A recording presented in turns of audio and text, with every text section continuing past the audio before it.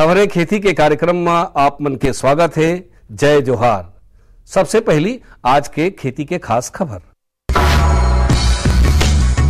लघु सिंचाई योजना पर दिए जाते नलकूप पर अनुदान। पशुओं में गलघोटू रोग होने से बचाव की तकनीकी जानकारी। टमाटर के अर्का विकास वैरायटी। भिंडी के सफल खेती। कृषि के क्षेत्र में हरदम नवा नवा बदलाव आवत रही थे। अब ये बदलाव ला जान के किसान मन खेती करी तो मला बहुत फायदा हुई। सिंचाई के क्षेत्र में बढ़ोतरी करे के उद्देश्य ले राज्य सरकार कती ले लघु सिंचाई योजना चलाए जाते। अब ये योजना में नलकूप में अनुदान दिए जाते। ये योजना में वैसे तो सभी श्रेणी के किसान मन शामिल हो सकत है, लेकिन लघु सीमांत, अनुसूचित जाति, जनजाति और महिला किसान मन ला प्राथमिकता दिए जाते। ये योजना के अनुसार विकास गति ले लक्ष्य बना के नलकूप के खुदाई पर स्वीकृत प्रकरण ला अनुदान दिए जाते। एकर अलावा नलकूप में पंप प्रतिस्थापन पर खर्चा के 50% तक अनुदान घलो दिए जाते। ये प्रकार से लघु सिंचाई योजना के अंतर्गत नलकूप निर्माण करके किसान मन अपन सिंचाई के जरूरत के पूर्ति कर सकत है और अपन खेती ला बने ढंग ले करके देश और समाज के सेवा कर सकत है। बेहतर तकनीक, फसल से संबंधित जानकारी ला जान के किसान मन खेती करही तो मला अच्छा उत्पादन मिली।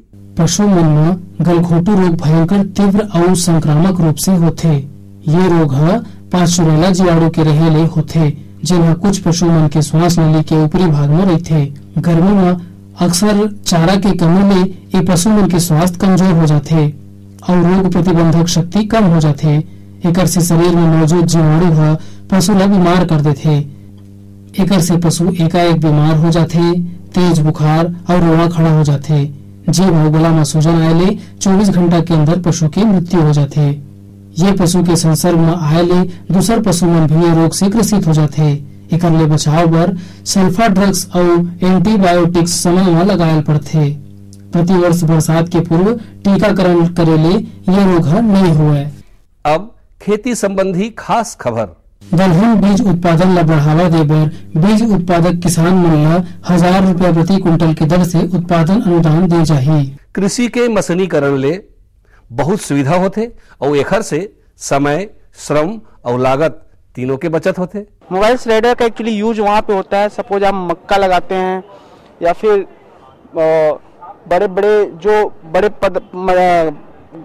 ग्रास टाइप के पदार्थ होते हैं, बड़े बड़े घास होते हैं, तो क्या करता है ये आपका उधर से काट के भूसे के रूप में उसको निकाल देता है। आप सीधे उसके फील्ड पे चलाते हैं और ये पूरी तरह से उसको मिक्स करके काटते हुए ये बाहर भूसे की तरह निकाल देता है उसको। मक्के में एक्चुअली हम लोग इसको यूज करते हैं, इसका रोपाई में भी यूज करते हैं, तो ये इसका ये काम है। नवा नवा किस्म अपनाए ले और नवा नवा बीज के उपयोग करे ले ओखर से गुणवत्ता और उत्पादन दोनों में सुधार होते। टमाटर लगाए के प्रमुख 3 मौसम होते: जुलाई अगस्त, सितंबर अक्टूबर और नवंबर दिसंबर। कोनो भी मौसम में टमाटर लगाए के पहले नर्सरी डाले जाते और बने उत्पादन बर बने वैरायटी के चयन करे जाते। टमाटर के खेती में हमार कृषक भाई मन सबले ज्यादा जिन वैरायटी के उत्पादन लेथे ओकर नाम हरे अर्का विकास। अर्का विकास वैरायटी के टमाटर ला बोए में प्रति हेक्टेयर पाछू 500 ग्राम बीज पर्याप्त होते। ये वैरायटी के टमाटर हा आकर्षक लाल रंग के चमकदार होते, तेगरे सेती बाजार में एकर मांग अधिक होते। दूसर वैरायटी की अपेक्षा अर्का विकास वैरायटी के टमाटर के उत्पादन क्षमता घलो बने होते। सफलता, अगर कोनो किसान है नवा जानकारी के हिसाब से खेती किसानी करके सफलता प्राप्त करते तो ओखर सफलता से और किसान मन ला घलो प्रेरणा मिलते। आजकल ज्यादातर किसान भाई मन पारंपरिक खेती के अलावा सब्जी भाजी के खेती घलो करत है और अपन आर्थिक स्थिति ला मजबूत करत है। ऐसा ही ग्राम सिमगा के किसान सुरेश भैया अपन 2 एकड़ के खेत में भिंडी के खेती करत हवे। जानकारी देवत ओहर बताथे कि ओखर भिंडी के खेती करे में निंदाई, कोड़ाई, सिंचाई, बुआई और खाद पानी के व्यवस्था करे में उनला लगभग 12 ले 15 हजार रुपया के खर्चा आए हवे। जानकारी देवत ओहर बताथे कि अपन उत्पाद ला वह बाजार में बेच के लगभग 22 से 25 हजार रुपया तक की आमदनी प्राप्त कर ली। आज के अंक में बसत के खेती संबंधी नवा नवा जानकारी लेके फिर मिलबो। तब तक बर जय जोहार।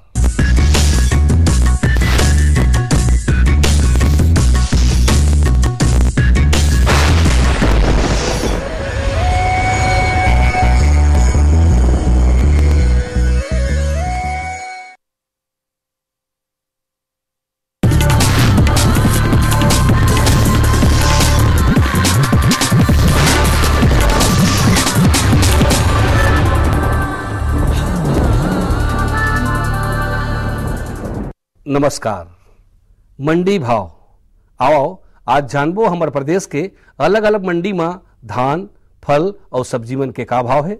आज गरियाबंद कृषि उपज मंडी में धान के न्यूनतम भाव 1080 रुपया और अधिकतम 1455 रुपया प्रति क्विंटल। आज अभनपुर कृषि उपज मंडी में धान के न्यूनतम भाव 1113 रुपया और अधिकतम 1318 रुपया प्रति क्विंटल। आज महासमुंद कृषि उपज मंडी में धान के न्यूनतम भाव 1075 रुपया और अधिकतम 1710 रुपया प्रति क्विंटल।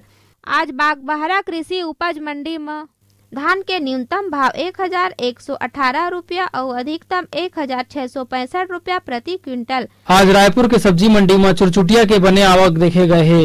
एकर व्यापार कर रहे व्यापारी मन बताथे कि थोक में एकर भाव 20 ले 25 रुपया है, उन्हें चिल्हर में यह 30 ले 40 रुपया किलो में बिकत हावे। अब बारी है मंडी समीक्षा की। आज गरियाबंद कृषि उपज मंडी में धान सरना ल भाव मिले है 1200 रुपया ले 1228 रुपया प्रति क्विंटल। धान IR 64 ल भाव मिले है 1155 रुपया ले 1240 रुपया प्रति क्विंटल। धान महामाया ल भाव मिले है 1170 रुपया ले 1305 रुपया प्रति क्विंटल। धान पतला ल भाव मिले है 1135 रुपया ले 1318 रुपया प्रति क्विंटल। धान अन्य ल भाव मिले है 1200 रुपया ले 1243 रुपया प्रति क्विंटल। आज अभनपुर कृषि उपज मंडी में धान सोना मासूरी ल भाव मिले है 1551 रुपया ले 1710 रुपया प्रति क्विंटल। धान HMT नया ल भाव मिले है 1399 रुपया ले 1551 रुपया प्रति क्विंटल। धान HMT पुराना ल भाव मिले है 1551 रुपया ले 1710 रुपया प्रति क्विंटल। आज महासमुंद कृषि उपज मंडी में धान पतला ल भाव मिले है 1120 रुपया ले 1440 रुपया प्रति क्विंटल। धान अन्य ल भाव मिले है 1099 रुपया ले 1300 रुपया प्रति क्विंटल। धान सरना ल भाव मिले है 1200 रुपया ले 1328 रुपया प्रति क्विंटल। अब मोला दो विदा, फिर मिलबो, तब तक बर जय जोहार।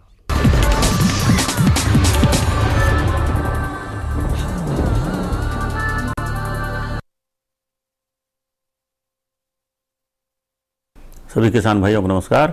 भारत मौसम विज्ञान विभाग से प्राप्त मध्यम अवधि मौसम पूर्वानुमान और उपग्रह से प्राप्त चित्र के अनुसार अभी जैसे देख रहे हैं आप, तो इसमें बंगाल की खाड़ी में अभी एक निम्न दाब का क्षेत्र बन रहा है और आने वाले 3-4 दिनों के दौरान इसका प्रभाव छत्तीसगढ़ में भी देखने को मिलेगा।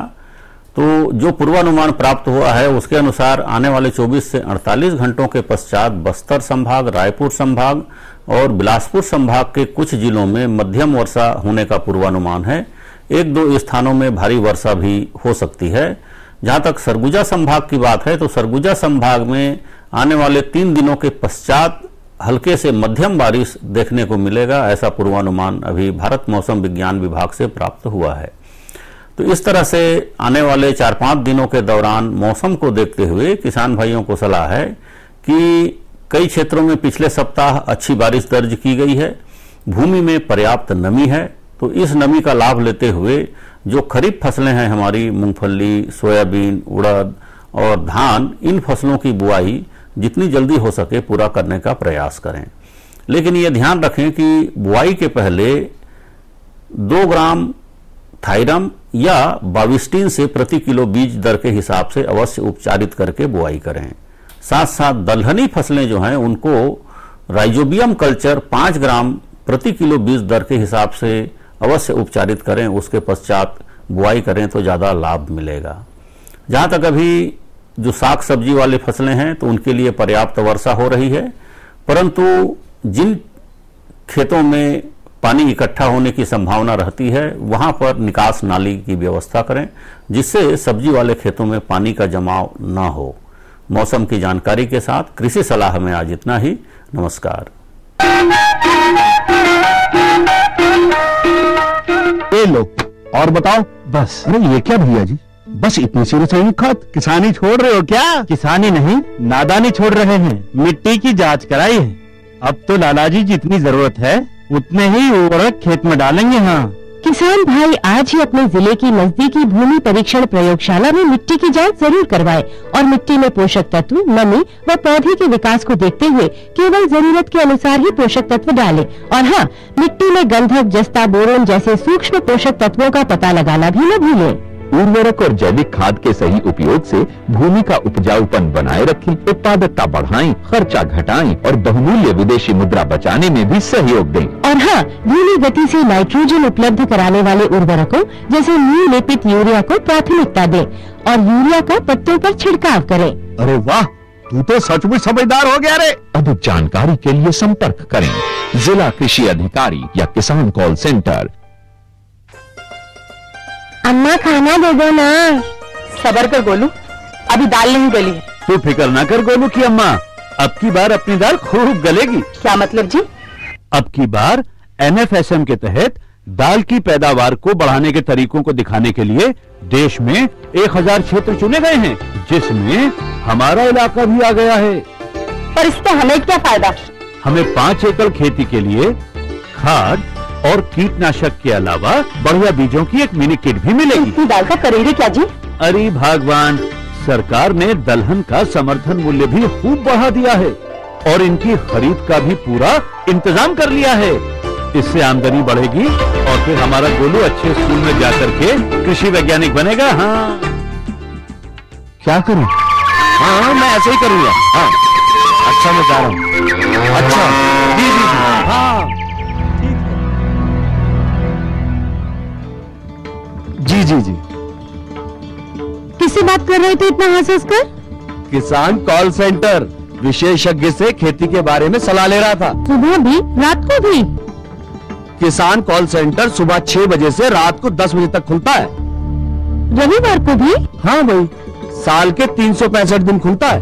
और इतना फोन का बिल कौन भरेगा? अरे, किसान कॉल सेंटर की सेवा मुफ्त है। पर तुम ये सब क्यों पूछ रही हो? मैं तो कुछ और ही समझी थी। किसान भाई, कृषि संबंधी समस्याओं का अपनी भाषा में तुरंत समाधान पाने के लिए पूरे भारत में किसी भी फोन से राष्ट्रीय हेल्पलाइन नंबर 1800-1801-551 पर संपर्क करें। किसानों का दोस्त किसान कॉल सेंटर। गांव और शहर शहर में बात चली, राष्ट्रीय बागवानी मिशन की लहर चली। आसान हुआ अब फल फूल मसाले उगाना, नर्सरी लगाना और जैविक खेती अपनाना। अब हुआ तकनीकी प्रशिक्षण पाना आसान, विपणन के लिए भी है सहायता के प्रावधान। अधिक जानकारी के लिए जिला बागवानी अधिकारी या राज्य बागवानी निदेशक से संपर्क करें। राष्ट्रीय बागवानी मिशन, जीवन संवारे, खुशियाँ फैलाए। कार्यक्रम देखिए जम्मू किसान भाई बहनी मल्ला जय जोहार। किसान भाई हो, हमन कृषि दर्शन कार्यक्रम में प्रत्येक एपिसोड में नवा नवा कृषि संबंधी जानकारी देते हैं। आज हमन आप मल्ला गोभी के वैज्ञानिक खेती के बारे में जानकारी देबो। गोभी के आधुनिक और वैज्ञानिक खेती कैसे करना चाहिए, आओ जानकारी लेवन। गोभी की फसल के लिए किसी भी जीवांशयुक्त भूमि में इसे उगाना आसान है। हल्की और अम्लीय भूमि भी गोभी के लिए मुताबिक होती है। ऐसी भूमि जिसका कि pH मान 5.5 से 6.5 के बीच हो उत्तम होता है।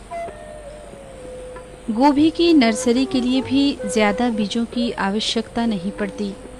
अलग अलग वर्गों के आधार पर 500 से 1000 ग्राम बीज 1 हेक्टेयर की रोपाई के लिए पर्याप्त होते हैं।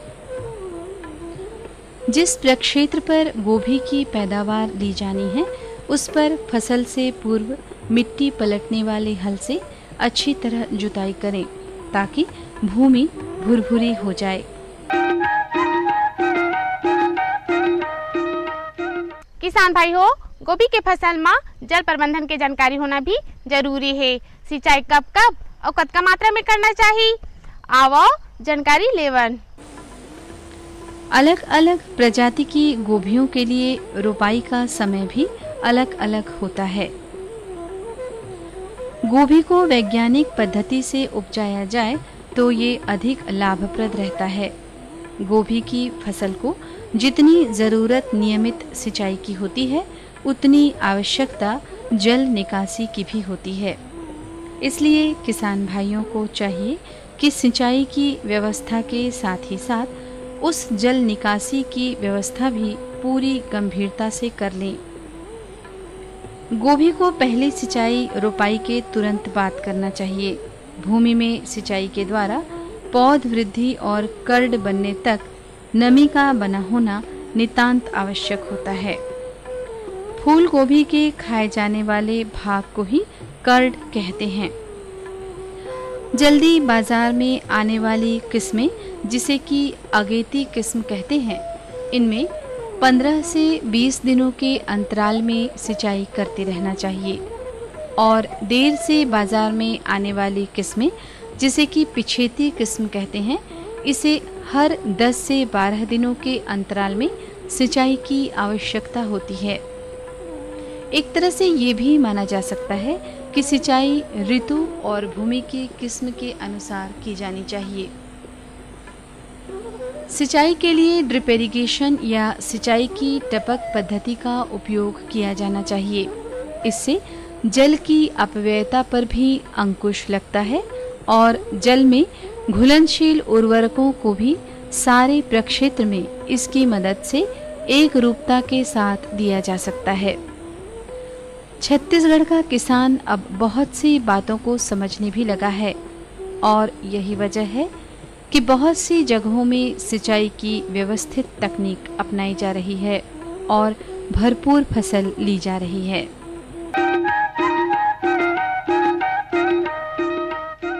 किसान भाई हो, गोभी के फसल में खाद प्रबंधन के जानकारी होना भी जरूरी है। खाद कब कब और कतका मात्रा में डालना चाहिए, आओ जानकारी लेवन।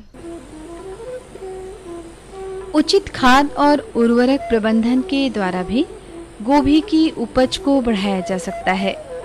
इस विषय में गोभी उत्पादक किसानों के लिए कृषि वैज्ञानिकों की राय महत्वपूर्ण होती है। गोभी वर्गीय सभी सब्जियों में खाद प्रबंधन प्रजाति के आधार पर कुछ छोटे परिवर्तन करके लगभग एक से ही होते हैं। हमारे छत्तीसगढ़ के किसान बंधु इन छोटे मगर जरूरी परिवर्तनों के लिए पर्याप्त गंभीर हैं। खरपतवारों का नियंत्रण भी गोभी की फसल के लिए बेहद जरूरी होता है। फूल गोभी के लिए खरपतवार निकालने और मिट्टी की पपड़ी को तोड़ने के लिए 1-2 निदाई गुड़ाई करते रहते हैं। इसके बाद बासालीन 2 से 3 किलोग्राम प्रति हेक्टेयर की दर से और 1-2 हाथ से निदाई गुड़ाई कर खरपतवार को नियंत्रित किया जा सकता है, या नहीं तो हेनरान 50 WP प्रति किलोग्राम प्रति हेक्टेयर की दर से उपयोग में लाया जा सकता है।